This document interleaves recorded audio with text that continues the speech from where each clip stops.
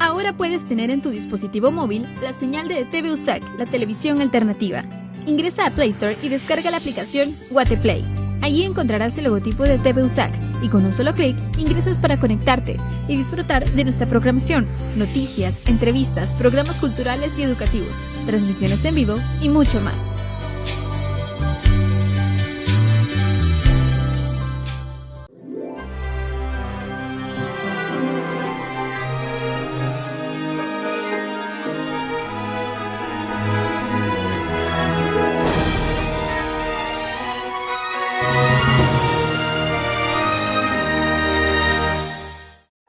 Coronavirus, la pandemia. ¿Cuáles son los síntomas? ¿Cómo se transmite? ¿Qué puedo hacer para protegerme y prevenir la propagación de la enfermedad?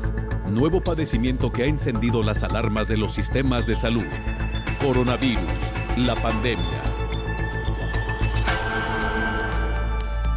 En fin de semana también tenemos programa especial de Coronavirus, la pandemia. Hacemos un recuento de lo que le hemos presentado aquí a lo largo de los últimos días para que usted esté debidamente informado. Iniciamos con el reporte que nos llega a todos los días desde la sede de la Organización Mundial de la Salud en Ginebra, Suiza.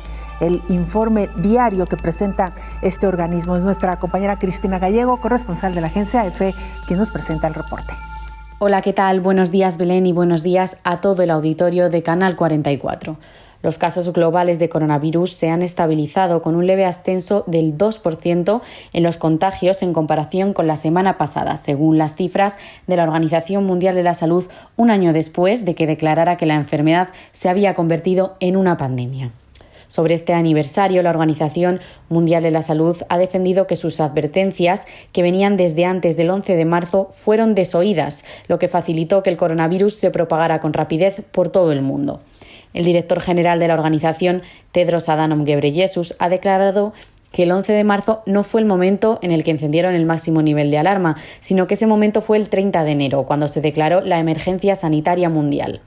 Los casos globales ascienden a los 117 millones y con respecto al número de muertes continúa la tendencia descendente iniciada a principios de febrero, con 60.000 decesos en la última semana, una bajada del 6% con respecto al anterior. El presidente del Centro de Virología Instituto Robert Koch, Lothar Wieler, ha celebrado que la vacunación esté teniendo efectos de descenso en la curva de casos en las franjas de edad más altas. Wieler ha mostrado su preocupación por el aumento en las capas más jóvenes de la sociedad, que según él hace que países como Alemania se encaminen a una tercera ola del virus. Sin embargo, el presidente de uno de los más prestigiosos centros de virología del mundo también se ha mostrado optimista y ha dicho que si las vacunaciones prosiguen como hasta ahora, algunos países europeos pueden tener bajo control la pandemia en los meses de otoño. Por su parte, las farmacéuticas han advertido, tras una reunión sobre cómo aumentar la producción de vacunas contra la COVID, de que la enorme escala de dosis que se necesitan empieza a producir escasez de algunas de las materias primas requeridas. Y no debemos olvidarnos de los sanitarios, que junto con los científicos han sido los héroes de esta pandemia.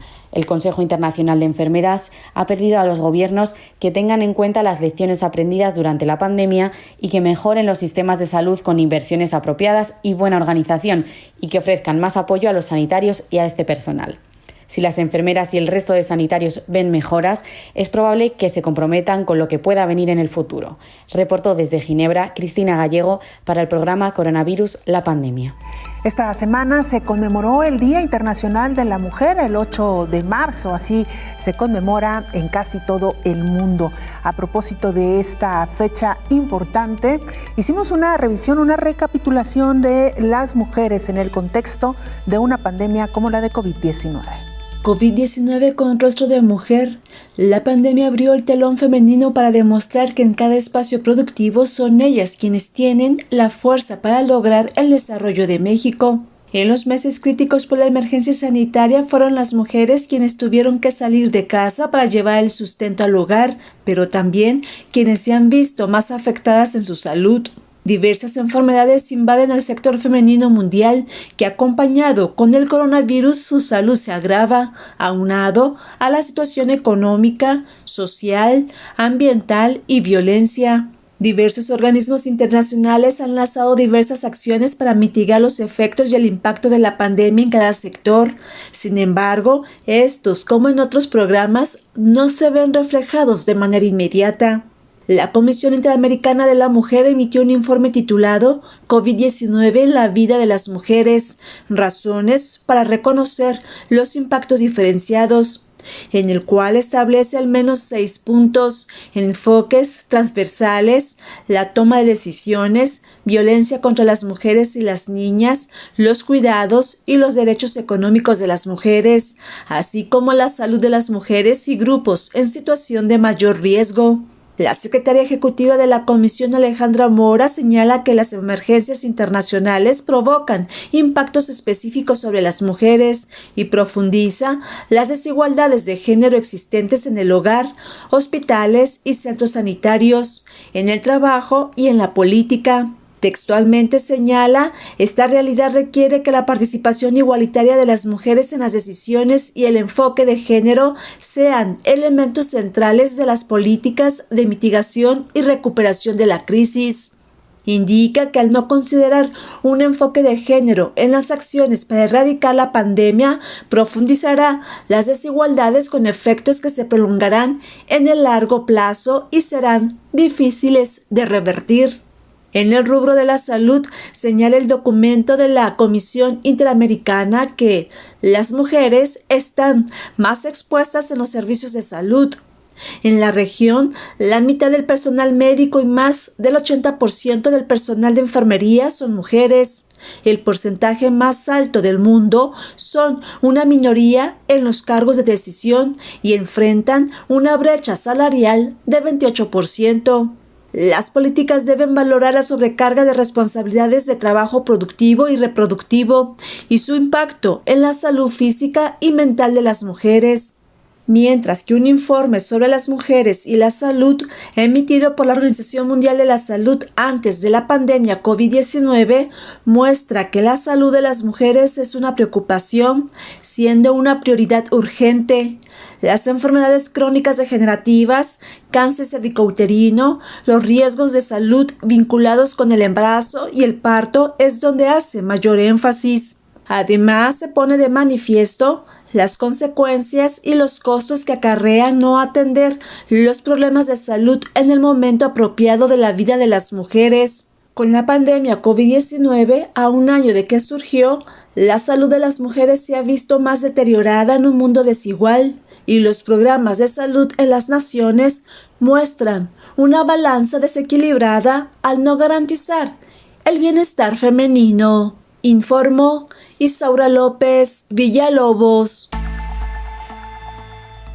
El infectólogo Héctor Raúl Pérez Gómez reflexionó también en torno a esta fecha en el contexto de COVID-19 y lamentablemente han sido las mujeres uno de los grupos poblacionales más afectados en medio de esta crisis. El Día Internacional de la Mujer y su conmemoración es un llamado a todo el mundo al reconocimiento de los derechos humanos, al reconocimiento en todo momento de la equidad de género, de la no violencia. Y no solo la no violencia, sino además de esto, la paz plena y, por qué no decirlo, la felicidad a la que mujeres de todo el mundo tienen derecho. Y estamos en circunstancias muy diferentes aún en todo el mundo. Entonces creo que, por principio de cuentas, aun cuando la conmemoración es el 8 de marzo, es algo que debemos de tener presente todo el año y cada minuto. Efectivamente, Belén, tal como tú lo manifiestas, la pandemia de COVID-19 ha evidenciado la profundidad de esas inequidades, de esas desigualdades de género que existen en el mundo. La Organización de las Naciones Unidas, en su apartado ONU Mujeres, ha publicado algunos documentos que hablan al respecto, muy interesantes por cierto, y que invitamos a nuestra amable audiencia a que los revise. Son de mucha profundidad. Y en próximas fechas habrá 2 foros sobre equidad de género y le van a dar mucha importancia y contexto a lo que ha ocurrido a lo largo de la pandemia. Uno de estos foros tendrá verificativo del 29 al 31 de marzo en México y el mes próximo, no recuerdo las fechas exactas, pero será en Francia. ONU Mujeres señala, entre otras cosas, que el impacto que ha habido en el caso de las mujeres con respecto a COVID-19 está predominantemente en el lamentable hallazgo de que son principalmente mujeres las que han perdido empleos con motivo de la pandemia de COVID-19. Tanto empleos del ámbito formal como también del apartado de la informalidad. Pero esto evidentemente con mucho impacto económico para las familias. Recordemos que cada vez un más alto porcentaje de familias tienen sustentada su economía en el trabajo de la mujer. Segundo, la Organización de las Naciones Unidas sugiere que el cuidado de pacientes que han tenido su manejo en casa, pues ha recaído predominantemente en mujeres. Mujeres que han cuidado a sus padres, evidentemente a sus hijos, a su pareja, y que con motivo de estos cuidados, de igual manera, en muchas ocasiones han perdido un empleo, han dejado de tener sus actividades económicas y de desarrollo profesional. Las mujeres, por naturaleza y antonomasia, han sido particularmente solidarias con causas sociales, pero además con las necesidades personales de su familia, etcétera. Es la mujer quien siempre está ahí. Hacemos una pausa, la primera, regresamos con más.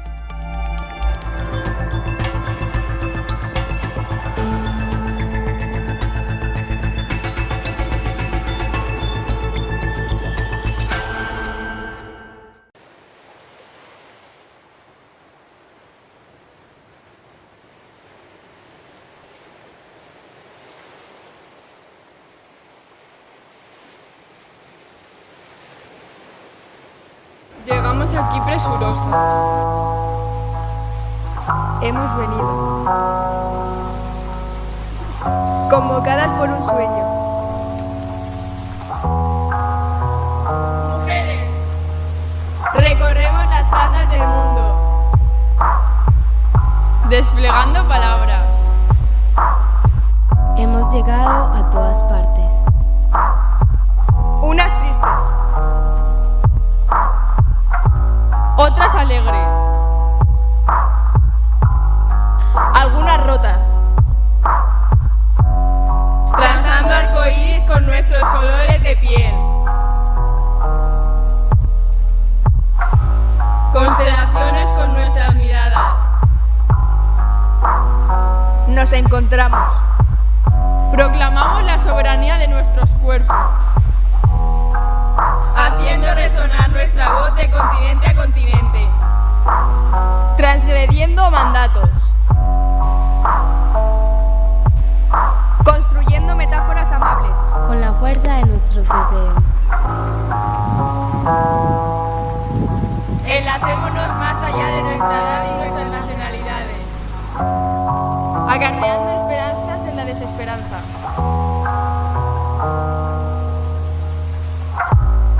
Tejiendo tejiendo redes laboriosas arañas, construyendo ciudadanía centímetro a centímetro, transformando la realidad con nuestros caminares, incursionando el viento vestidas de cometas, despeinadas de flores, deliberadas, presentes en esta marcha por la vida.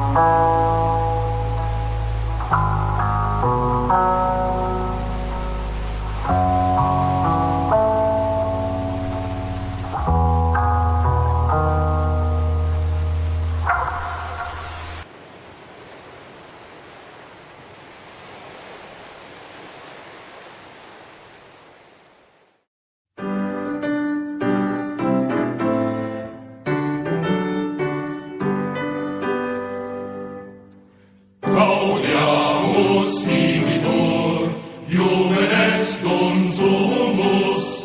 Gaudiamus vivitur, Iumen est consumus.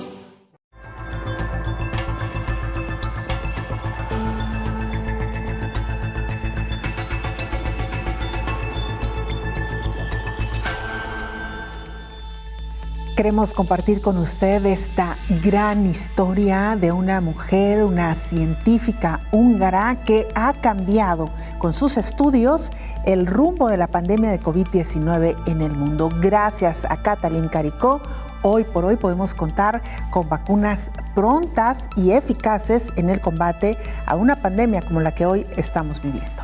En el marco del Día de la Mujer vale la pena destacar la enorme contribución que una de ellas tuvo para enfrentar la pandemia contra la COVID. Se trata de quien es considerada por sus colegas científicos como la madre de la vacuna contra el SARS-CoV-2, la bioquímica húngara Katalin Karikó. En una entrevista concedida al diario El País, explicó que sus descubrimientos han sido fundamentales para hacer posible las dos principales vacunas, que en cuanto avance más la inmunización, será controlada la pandemia. Después de estudiar biología en Hungría, Karikó fue a Estados Unidos para hacer el doctorado en 1985 y jamás regresó. La científica no recibió apoyo inmediato, incluso fue rechazada por varias farmacéuticas ante la petición de recursos para financiar su investigación. Durante toda una década, la de los 90, nadie apoyó la idea de Karikó, hacer tratamientos y vacunas basadas en la molécula del ARN, exactamente la misma que usan las de Moderna y BioNTech contra el coronavirus. Ella solicitaba $10,000 para financiar su investigación. Ahora Moderna y BioNTech han recibido cientos de millones de euros de fondos públicos para desarrollar en tiempo récord sus vacunas de ARN mensajero, la misma idea que Karikó y otro pequeño grupo de científicos intentó impulsar hace 30 años sin éxito. El ARN es una molécula sin la que no podría existir la vida en la Tierra. Es el mensajero encargado de entrar en el núcleo de las células, leer la información que contienen las instrucciones genéticas, el ADN, y salir con la receta para producir todas las proteínas que necesitamos para movernos, ver, respirar, reproducirnos y vivir. Karikó quería usar las células del propio enfermo para que fabricasen la proteína que les curaría inyectándoles un pequeño mensaje de ARN. Algunos científicos y organismos internacionales no descartaron que la bioquímica húngara Katalin Karikó podría ser una de las candidatas al premio Nobel, informó Rocío López Fonseca.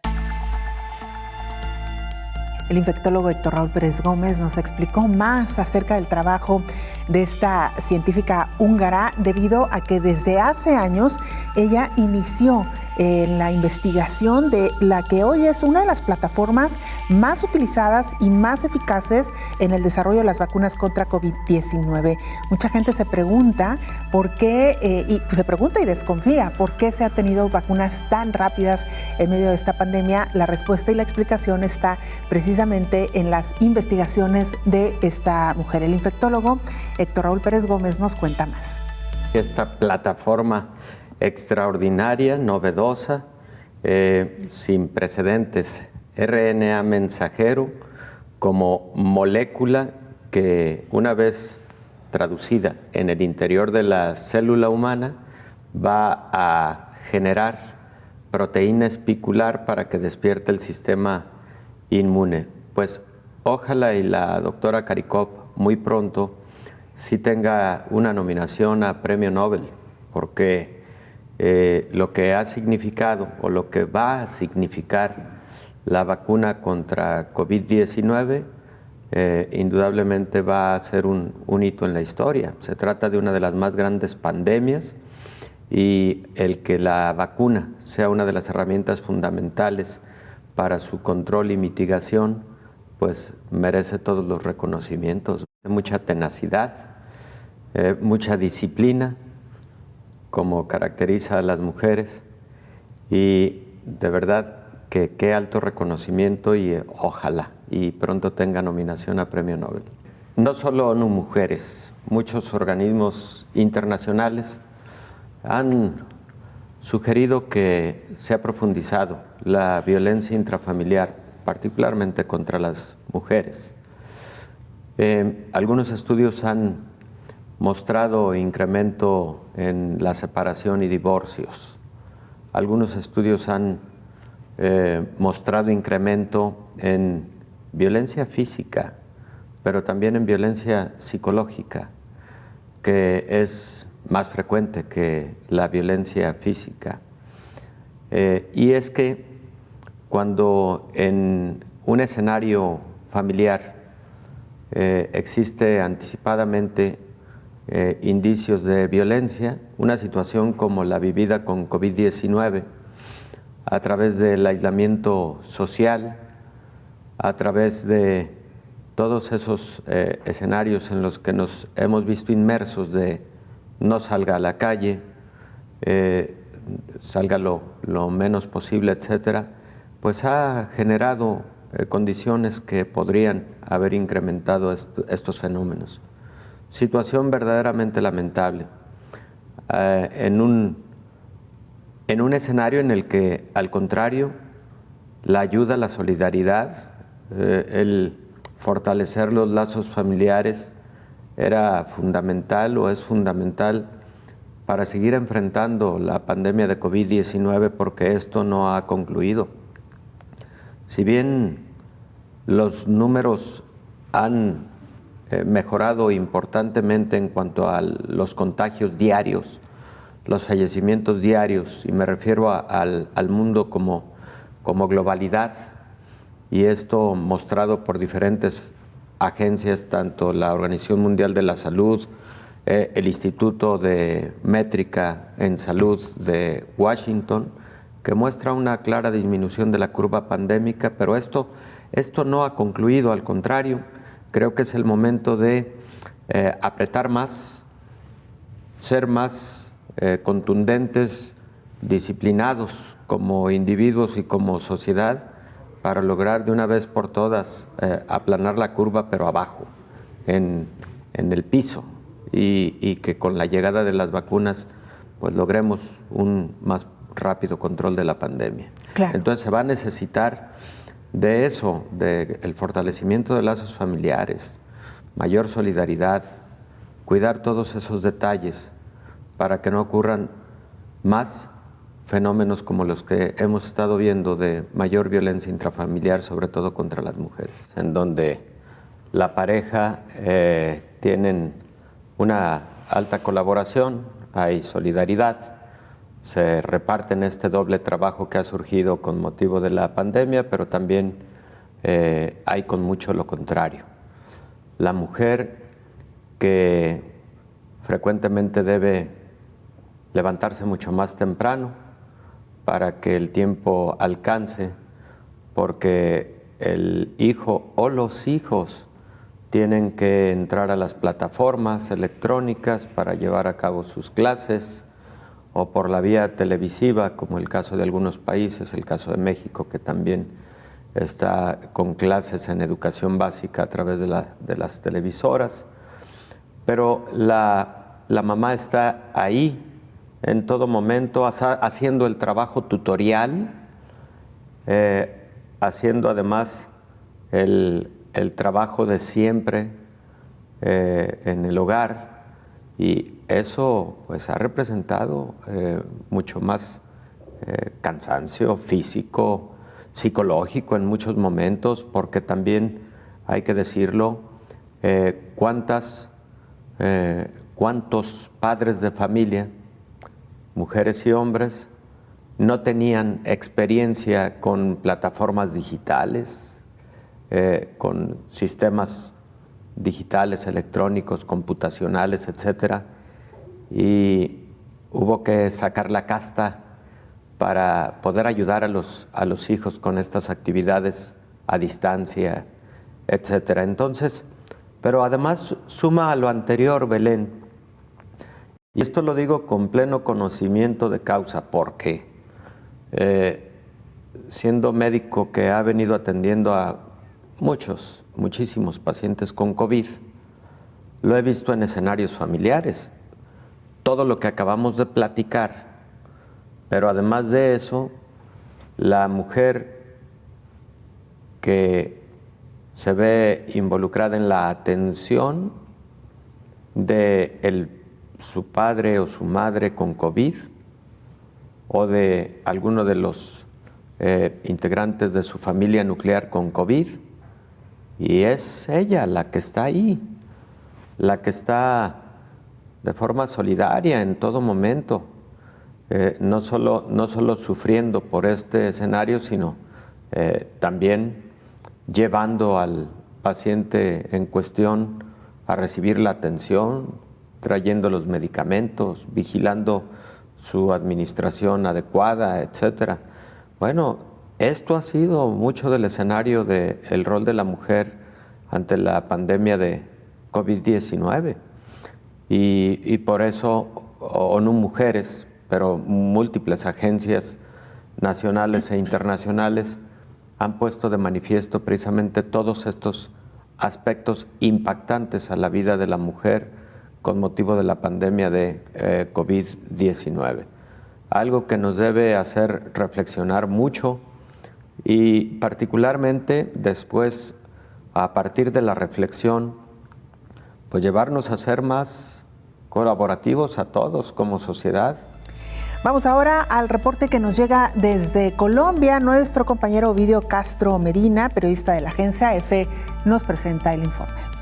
Hola, buenos días Belén, buenos días a todo el auditorio de Canal 44. Colombia, uno de los países de Latinoamérica más afectados por la pandemia del coronavirus, acumula más de 2,2 millones de contagios y se acerca a los 59.000 fallecidos. El país ha superado el segundo pico de la pandemia y por eso ha suavizado las medidas adoptadas por el gobierno del presidente colombiano Iván Duque para quitarle velocidad a la expansión de la COVID-19. Actualmente, en algunas ciudades rigen restricciones para evitar aglomeraciones en los comercios.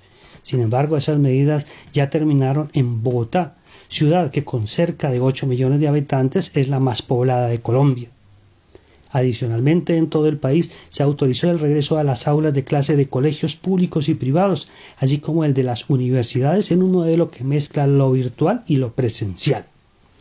La primera cuarentena y la más larga fue la impuesta por el gobierno, que duró 120 días entre el 20 de marzo y el 1 de septiembre de 2020. Las autoridades de salud detectaron el primer caso de esta pandemia el 6 de marzo del año pasado.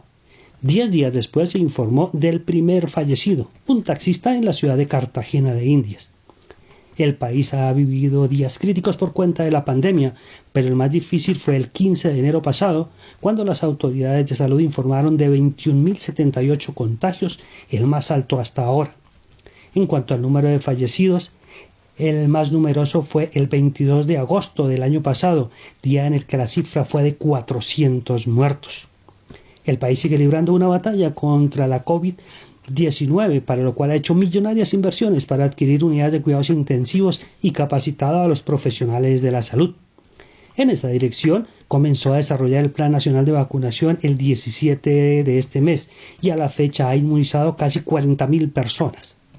El Plan Nacional de Vacunación tiene como objetivo inocular este año a 35,2 millones de personas, equivalentes al 70% de la población nacional, para alcanzar la inmunidad de rebaño. Desde Colombia informó Ovidio Castro Medina de la agencia EFE para el programa Coronavirus, la pandemia. Hacemos una pausa, regresamos con más.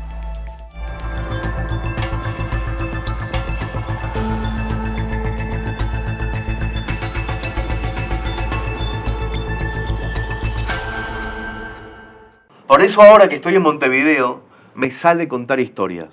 La de la modista que un día se convirtió en presidenta, o la historia de un tipo que una tarde se propuso hacer una revista de fútbol, y hay más. Son todas historias de amor por el fútbol. Hernán Casiari nos cuenta historias mínimas y gigantes, retratos de personajes, hechos, trabajos e historias de vida vinculadas al fútbol. Fútbol, entre líneas. Véalo todos los domingos a partir de las 7 de la noche por TV USAC, la televisión alternativa.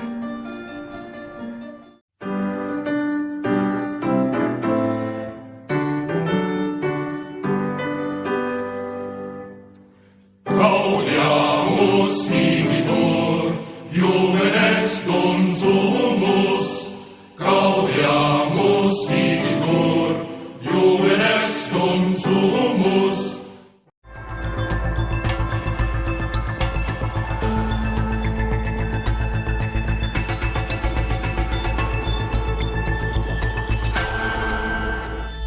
Lo sabíamos casi desde el inicio de esta pandemia que las personas con sobrepeso eran más propensas a enfermar de manera grave por COVID-19. Hoy, con más investigaciones y confirmaciones científicas, se dice que la mortalidad por COVID-19 es 10 veces más alta en países cuya población reporta sobrepeso. En países en los que el sobrepeso supera el 50% de los adultos tuvieron una mortalidad de 66.8 muertes por COVID por cada 100.000 habitantes, mientras que en naciones donde la prevalencia de la obesidad es menor al 50% de su población adulta, la tasa fue de 4.5 decesos.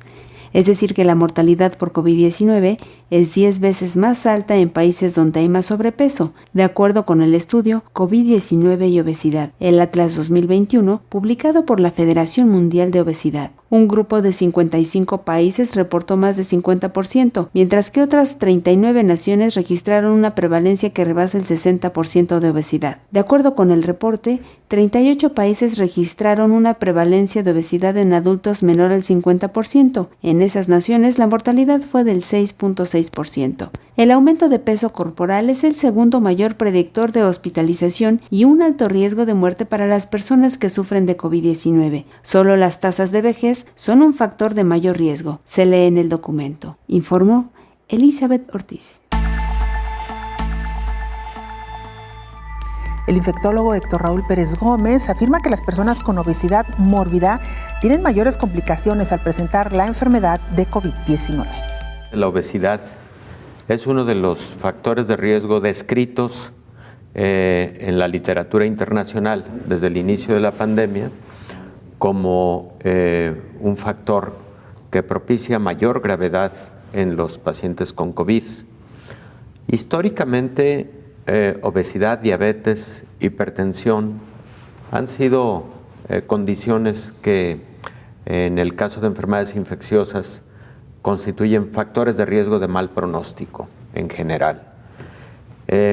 La obesidad tiene el contexto molecular de generar en el organismo un estado oxidativo crónico que altera muchas funciones inmunológicas, altera el funcionamiento de anticuerpos, de células del sistema inmune, linfocitos B, linfocitos T, pero también otras células muy importantes del sistema inmune que son los leucocitos neutrófilos y los macrófagos. En la obesidad, además, recordemos que existen muchas personas con morbilidades adicionales. La obesidad frecuentemente está acompañada de diabetes, frecuentemente está acompañada de hipertensión arterial. Y de igual manera, para el caso de enfermedades respiratorias, la obesidad en sí misma representa hasta una afectación mecánica para el buen funcionamiento de músculos respiratorios, de una caja torácica cuya cinética es muy importante en la respiración, y por ese motivo también las personas con obesidad y además obesidad mórbida tienen mayores complicaciones en el caso de COVID-19 y otras enfermedades respiratorias. Cuando un paciente con obesidad u obesidad mórbida lamentablemente tiene que llegar a intubación endotraqueal por la gravedad de COVID-19, eso hace indudablemente más difícil el establecimiento de los parámetros ventilatorios con el, valga la redundancia, ventilador mecánico. Y es evidente que esto hace más riesgo de mortalidad incluso en este tipo de pacientes. La masa corporal tiene mucho que ver con los volúmenes que se establecen para que el ventilador mecánico haga su funcionamiento, ¿no? Tú calculas muchos de los parámetros ventilatorios con respecto al peso corporal ideal de un paciente determinado. Pero si el peso corporal ideal de un paciente determinado son 75 kilogramos, pero este paciente determinado pesa 120 kilogramos, por ejemplo, el excedente de más del 50% de peso corporal ideal, pues hace que precisamente ese parámetro ventilatorio establecido a través del ventilador mecánico no dé suficiencia para la expansión pulmonar, para la expansión alveolar, para el mantenimiento de una presión positiva al final de la expiración, etcétera, que son, insisto, las constantes que se establecen dentro del protocolo de ventilación asistida, ¿no? Entonces, son pacientes que, además de esta dificultad para el buen establecimiento de los parámetros en estos protocolos con ventilador mecánico, pues decíamos, tienen mayor riesgo de infecciones secundarias adicionales al propio COVID. Son pacientes en quienes se presentan más comúnmente infecciones hospitalarias que pueden afectar al paciente con COVID, y además son pacientes que, por ejemplo, cuando se tienen que utilizar fármacos como dexametasona, un corticosteroide importante en el manejo del paciente con COVID grave, esto puede generar incremento en la presión arterial, incremento en los niveles de glucosa, más en las personas que tienen sobrepeso u obesidad. Tratando de reducir de peso corporal.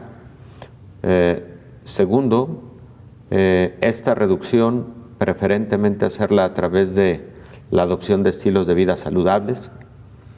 Tercero, cuando hay patologías asociadas, tenerlas bajo el mayor control posible, porque la suma de dos patologías como obesidad, diabetes, obesidad, hipertensión, incrementan el riesgo. Tú bien lo dices, José Ángel, el problema ya lo tenemos encima y particularmente hay países con mayores índices de obesidad, sobrepeso e incluso obesidad mórbida. Para el caso de México, este es un grave problema de salud pública. México tiene alrededor de 35% de su población con obesidad. Cuando hablamos de sobrepeso, hablamos de un porcentaje mayor de la población, que está incluso en alrededor del 50% de la población. Entonces, México de hecho es uno de los países que en el mundo ocupa uno de los 5 primeros lugares en lo relativo a sobrepeso y obesidad. Las medidas que acabamos de comentar son fundamentales y creo, José Ángel, que particularmente ahora que ha iniciado el programa de vacunación a la población en general, bien valdría la pena considerar que en virtud de esos factores de riesgo a los que hemos hecho referencia, cuando haya transcurrido la vacunación a adultos mayores, se identifique la posibilidad de generar una estrategia para que haya cobertura más rápida para personas con mayor riesgo de gravedad en COVID-19, como es el caso de personas con diabetes, con obesidad, con hipertensión. México está también dentro de los países que tienen índices más altos de diabetes en su población. Aproximadamente el 10% de la población adulta en México tiene diabetes. Y esto está por arriba del promedio mundial. El promedio mundial está en aproximadamente 8%. Entonces estamos hablando de un porcentaje significativo de mexicanos adultos con diabetes mellitus. Claro. De hecho, diabetes, en este orden, primero, la edad. Mayores de 60 años, mayor riesgo de gravedad con COVID-19. Inmediatamente después tenemos diabetes, enfermedad cardiovascular, y ahí está la hipertensión arterial, y obesidad como factores de mal pronóstico en COVID-19. Entonces creo que sí, las campañas de vacunación deben considerar también esos aspectos porque es población considerada vulnerable. Niños por el momento no están considerados en los esquemas de vacunación a nivel mundial porque los estudios de vacuna contra COVID-19 en niños están próximos a aparecer, probablemente entre abril y mayo. Bien. Y hasta que estos estudios sean publicados, seguramente se habrá de considerar por las agencias regulatorias la posibilidad de incluir a niños, primero niños mayores, ¿no? Por ejemplo, en el segmento de entre 10 y 18 años de edad. Vamos a nuestra última pausa, regresamos con más.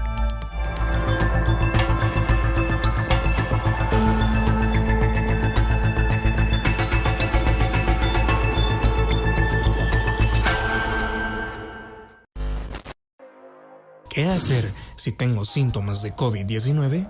Los síntomas más comunes van a ser la fiebre, el cansancio y la tos seca. También podemos presentar dolor generalizado, malestar generalizado, diarrea, vómitos, dolor muscular, dolor de huesos. También pueden presentarse pérdida gradual del olfato y el sentido del gusto. Si sospechas de presentar síntomas de COVID, tenemos a tu alcance el 1592, que es un número de telesalud al cual puedes comunicarte y enseguida serás atendido por un médico profesional a tu servicio. Si identificas que hay síntomas de COVID en tu familia o en tu persona, es bastante importante que luego de consultar tomes medidas dentro de casa, las cuales serán primero mantener una cuarentena o un aislamiento dentro de casa, el uso de mascarillas, no compartir instrumentos como los vasos o de cocina y mantenerte siempre a una distancia prudencial. Esto va a permitir que te puedas estar dentro de casa sin ningún problema. Este es un mensaje de la Universidad de San Carlos de Guatemala.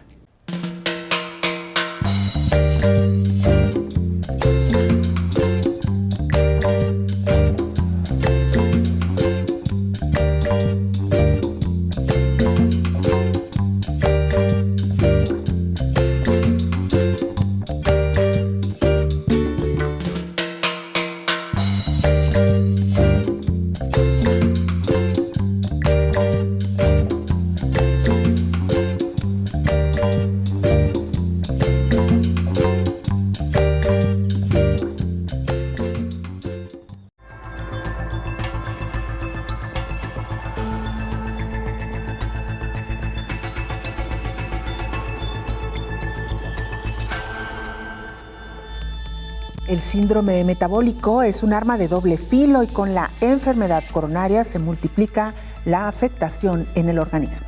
Obesidad, síndrome metabólico y diabetes mellitus tipo 2 son 3 enfermedades interrelacionadas que comparten mecanismos de aparición y evolución y con frecuencia se van combinando sucesivamente y ocasionan complicaciones cardiovasculares. El síndrome metabólico es cada vez más frecuente y hasta 1/3 de los adultos estadounidenses lo tienen. La mayoría de los trastornos asociados con el síndrome metabólico no tienen signos ni síntomas evidentes. Un signo que es visible es la circunferencia grande de la cintura. Los especialistas describen a los pacientes con ese síndrome como figura de manzana o de pera.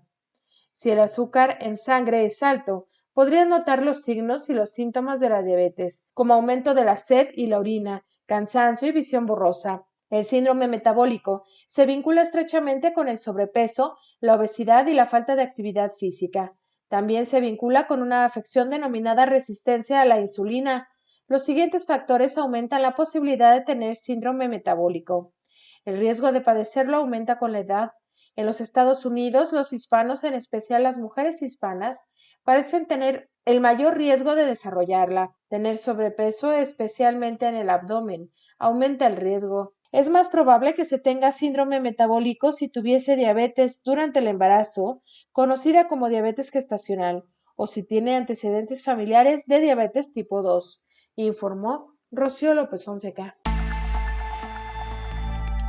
El presidente del Instituto de Cooperación Internacional de la Real Academia Europea de Doctores, José Ramón Calvo, habla sobre el manifiesto al derecho universal de acceso a Internet, el cual dijo no debe estar sometido a las leyes económicas por acceder a los sistemas de comunicación mundial. Este manifiesto nace a partir de un libro que escribimos un grupo de personas sobre el tema de la pandemia, que se llamaba La Gran Pausa, y uno de los capítulos trataba sobre uno de los problemas que se habían detectado con motivo de esta situación, que era la brecha enorme que había a nivel educativo entre los niños que tenían recursos y aquellos que no tenían, los niños que podían seguir la educación a distancia y aquellos que no podían. Y dependía básicamente del acceso que tuvieran a Internet, y que eso dependía a su vez de las condiciones financieras y económicas de su familia. Entonces, a partir de ese momento, un grupo de nosotros decidimos empezar a pensar y a escribir algunas reflexiones que al final acabaron siendo un manifiesto en el que venimos a pedir fundamentalmente que se considere Internet un bien de derecho universal y que por tanto no esté sometido absolutamente a las leyes económicas, sino que existan mecanismos que permitan que personas que no tengan capacidad financiera para acceder a los sistemas de comunicación, y tanto de línea de datos como de hardware, o sea, tabletas, computadores, etcétera, pues que se pueda facilitar eso de alguna forma.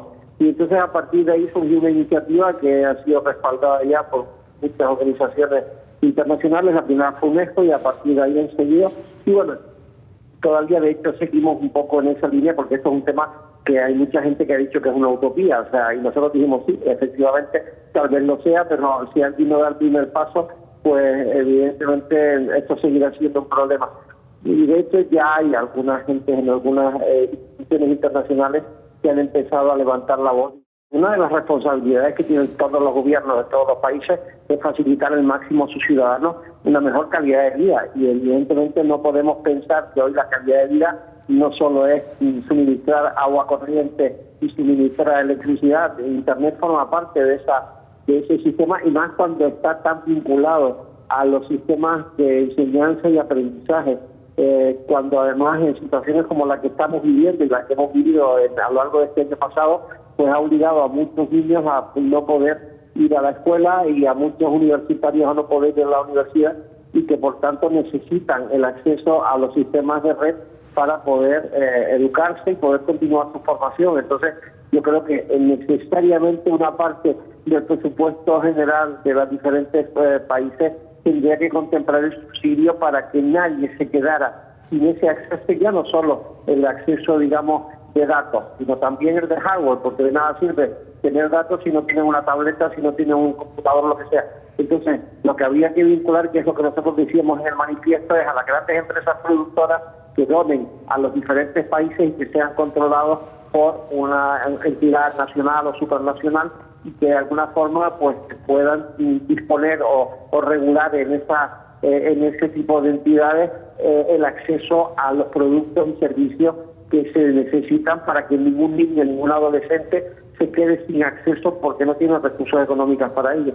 Habría que habilitar, y eso va a depender mucho de lo que al final se pueda conseguir en el mundo, porque cada país es un mundo, cada país tiene sus propias reglas y normativas. Entonces, yo lo que creo es que lo que sí es verdad es que, y es lo único que nosotros de alguna forma queríamos, era poner sobre la mesa de discusión internacional este problema. A partir de ahí, el cómo se resuelva va a depender mucho de muchas cosas. Es decir, evidentemente desde que lo hicimos, que fue allá por el mes de agosto o septiembre, hasta ahora no es que hayamos tenido demasiados avances, pero sí hemos visto que hay gente y hay instituciones que ya lo están llevando en su agenda como algo para ser discutido. De hecho, en la Asamblea General de Naciones Unidas de Nueva York en septiembre ya se planteó más o menos marginalmente una cosa parecida. Entonces, yo creo que evidentemente cada país debería saber y adoptar las decisiones necesarias para que esto sea posible, y para eso tiene que llegar a acuerdos con los proveedores, con los suministradores, evidentemente aquellos que han hecho inversiones para líneas y para el suministro de servicios tampoco se pueden quedar, digamos, con una mano adelante y con otra detrás, pero vuelvo a repetir, los gobiernos tienen obligación directa de proteger a los que no pueden, a los que no llegan, a los más desvalidos. Entonces, y una de las profesiones creo que debe ser esta. A mí me encantaría pensar que cualquier persona desde el lugar más recóndito del mundo puede recibir asistencia médica especializada simplemente conectándose a su dispositivo. Evidentemente nunca va a sustituir, y eso mi querido colega seguro que está de acuerdo conmigo, a las manos y a la vista y a la exploración física de un paciente, pero también sabemos que a distancia podemos hacer diagnósticos, podemos ver maneras de resolver problemas, y evidentemente para algunas de esas personas que están en comunidades remotas y en donde realmente no tienen el acceso a un sistema especializado, el poder tener acceso a internet, el poder disponer de casi una teleconsulta virtual, pues probablemente salvaría muchas vidas y probablemente conseguiría muchas cosas que hoy por hoy están absolutamente fuera de su alcance. Y yo estoy pensando ahora en una idea que ha aparecido estos días, donde se ha mostrado un dron que es capaz de volar a 100 kilómetros por hora, de manera que además lo tienen posicionado en diferentes lugares. Ha nacido en algún lugar del centro de Europa, en Alemania o en Dinamarca, y entonces sirve como una especie de ambulancia de emergencia para llevar cuidados intensivos, por ejemplo, para reanimación cardíaca. El propio dron tiene una cámara y unos sensores, y la persona que llama directamente lo único que hace es sacar del dron en una secuencia determinada los electrodos, se aparta, y directamente el médico cardiólogo que está controlando el dron es el que hace la cardioversión, es el que hace el que da las instrucciones sobre lo que hay que hacer, etcétera. Entonces, es decir, la tecnología puesta al servicio de la salud y de los ciudadanos más desfavorecidos. Yo creo que eso es fundamental, y yo creo que por ahí van las cosas. Y evidentemente el tener acceso a líneas de alta velocidad que permitirían cosas como esta que estoy contando, o permitirían que cualquier comunidad remota pudiera tener acceso a servicios médicos de primera calidad, pues sería, creo que es otra cosa que honestamente creo que es absolutamente obligatoria como sociedad, en que tenemos que intentar conseguir que eso sea así. Antes de despedirnos, vamos a Grecia. Nuestra compañera Ingrid Hack, corresponsal de la agencia EFE, nos presenta el informe. Buenos días a todo el auditorio de Canal 44. En Grecia, la evolución de la COVID está siendo a primera vista más suave que en otros países. Dicho en cifras, se han registrado algo más de 200.000 casos desde que estalló la pandemia hace un año. Es decir, en torno al 1,8% de una población de casi 11 millones de habitantes se ha contagiado en algún momento. El número de fallecidos es de casi 6.800. Pero a pesar de que estas cifras no son excesivamente altas comparadas con otras naciones, el sistema sanitario público se encuentra bajo extrema presión, sobre todo en la región capitalina de Ática, donde la ocupación de las camas de COVID en las unidades de cuidados intensivos prácticamente está al 100%. Esto demuestra dos cosas. En primer lugar, la fragilidad del sistema en sí, tras casi una década de crisis económica. Y en segundo lugar, algo que denuncian los médicos de los hospitales públicos, es que hay muchos fallos en la gestión sanitaria. En Grecia hay muchos hospitales privados y hasta la fecha apenas se han requisado unidades para pacientes de COVID. Al mismo tiempo hay una enorme presión, con una media de 2.000 casos diarios, de los que 350 deben ingresar en un hospital. Por otro lado, la evolución de la campaña de vacunación está marchando bastante bien. En los 2 meses que se viene vacunando, en torno al 6,6% de la población ha recibido al menos una dosis y otro 3,5% ambas. Hasta ahora se administran las vacunas de Pfizer, Moderna y AstraZeneca. Esta última de momento solo a menores de 65 años. Se prevé que se autorice próximamente esta vacuna también para los mayores y para abril se espera que comience la inoculación con la de Johnson & Johnson, que solo requiere de una inyección. El objetivo del gobierno es conseguir que para junio se haya creado un muro de inmunidad. Pero todo dependerá de la evolución de los contagios, que actualmente vuelven a aumentar a causa de la fuerte propagación de la variante británica y del hartazgo de la población tras casi 4 meses de medidas estrictas de confinamiento. Además del cierre de comercios, que vuelve a ser prácticamente generalizado en todo el país, salvo los de productos alimentarios, están cerrados los colegios, restaurantes, peluquerías y todo el ocio.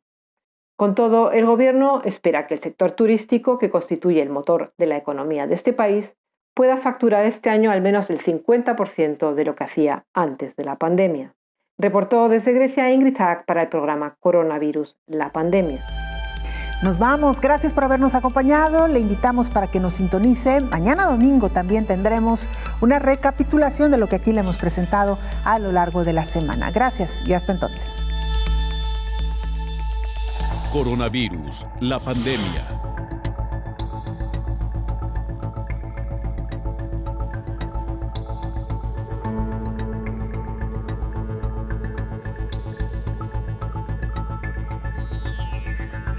Coronavirus, la pandemia. Esta es una carta para ustedes, para los que en estos momentos de miedo y crisis se sacrifican entregando todo lo que tienen. Ustedes, mujeres y hombres que luchan para que exista un porvenir rebosante de esperanza. Ustedes, individuos perseverantes quienes mientras cumplen un trabajo ininterrumpido, cargamos en nuestras almas y en nuestras mentes. A ustedes les ofrecemos este mensaje, una declaración en la que ponemos cada fibra de nuestro corazón. Tengan nuestro apoyo y compromiso eterno. Abrácenlo como un testimonio a su esfuerzo y sacrificio. Guárdenlo como una palabra de aliento para cada momento difícil, para cada lágrima y gota de sudor derramada. La nuestra es una carta de gratitud. Gracias. Gracias eternas. Gracias por cada uno de tus días, enfermera, residente, médico, especialista, internista, doctor, doctora, a cada administrativo, personal de higiene y operativo. A todas y a todos, reconocemos y compartimos sus noches sin sueño y su valentía de oro. Sin ustedes, este mundo que ahora tiene miedo no encontraría razones para luchar. El amanecer ya viene. Mientras nos mantengamos juntos, siempre unidos, lograremos mantener la luz encendida en lo que dura la noche. Por su labor humanitaria y sacrificio personal, sabemos que este momento de crisis quedará atrás. En nombre del mañana que viene, nosotros decimos gracias.